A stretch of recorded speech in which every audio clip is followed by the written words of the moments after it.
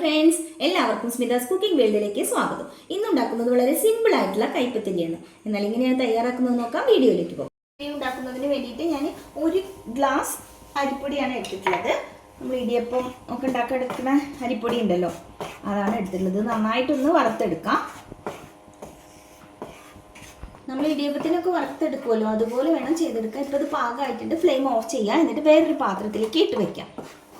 മിക്സിയുടെ ജാറിലേക്ക് ഒരു 3 ചുവന്നുള്ളി, 1/4 ടീസ്പൂൺ ജീരകം, 1 മുറി നാളികേരം ചിരകിയതാണ്, അതുകൂടി ഒന്ന് ചേർത്ത് കൊടുക്കാം. ഇനി ഇതൊന്ന് ചതച്ചെടുക്കാം കേട്ടോ. അരയ്ക്കാനൊന്നും പാടില്ല, അരയാനൊന്നും പാടില്ല, വെള്ളമൊന്നും ചേർക്കരുത്. വെറുതെ ഒരു ചുറ്റി എടുക്കാം. ചതച്ചെടുത്ത നാളികേരം നമ്മൾ വറുത്ത് വെച്ച അരിപ്പൊടിയിലേക്ക് ചേർക്കാം. ചാനൽ ആദ്യമായിട്ടാണ് കാണുമെങ്കിൽ സബ്സ്ക്രൈബ് ചെയ്യാൻ മറക്കരുത്. തൊട്ടടുത്തുള്ള ബെല്ലൈക്കൺ കൂടി ഒന്ന് ക്ലിക്ക് ചെയ്യൂ. 3 ഓപ്ഷൻ കാണാം, അതിൽ ഓൾ വേണം സെലക്ട് ചെയ്യാൻ.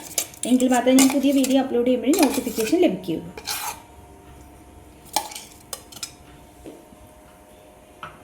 ആവശ്യത്തിനുള്ള ഉപ്പ് കൂടി ചേർത്ത് കൊടുക്കണം. എന്നിട്ട് നന്നായിട്ടൊന്ന് ഇളക്കി യോജിപ്പിച്ചെടുക്കാം.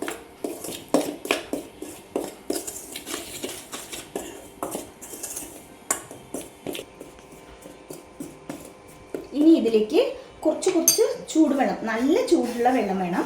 കുറച്ചായിട്ട് ചേർത്തിട്ട് കൈകൊണ്ട് തന്നെ നന്നായിട്ട് കുഴച്ചെടുക്കണം. ഇപ്പോൾ നല്ല ചൂടുണ്ടാവും, അത് നമുക്ക് സ്പൂൺ കൊണ്ടൊന്ന് മിക്സ് ചെയ്തെടുക്കാം.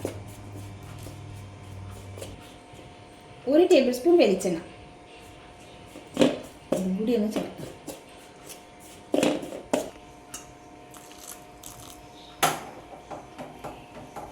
വെള്ളം ഒന്നിച്ചങ്ങനെ ചേർക്കരുത് കേട്ടോ. ഒന്നിച്ച് ചേർത്താൽ വെള്ളം കൂടിപ്പോകും. കുറച്ച് ചേർത്തിട്ട് പാകത്തിന് നമുക്ക് കുഴച്ചെടുക്കാം. നമുക്ക് കൈ കൊണ്ട് നന്നായിട്ട് പരത്തി കുഴച്ചെടുക്കാം.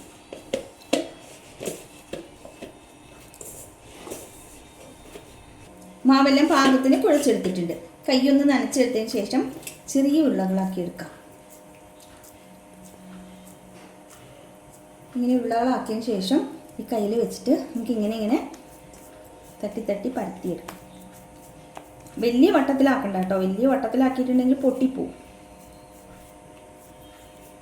ചൂടായ ദോശക്കല്ലിലേക്ക് വെച്ച് കൊടുക്കാം. തിരിച്ചും മറിച്ചും ഇട്ടിട്ട് വേവിച്ചെടുക്കാം. മറിച്ചിട്ട് കൊടുക്കാം.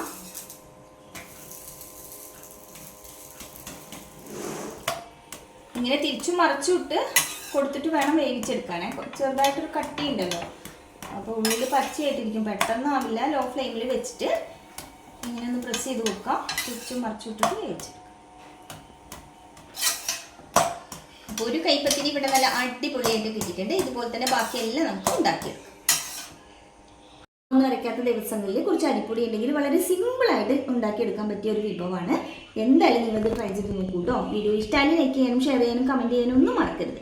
താങ്ക്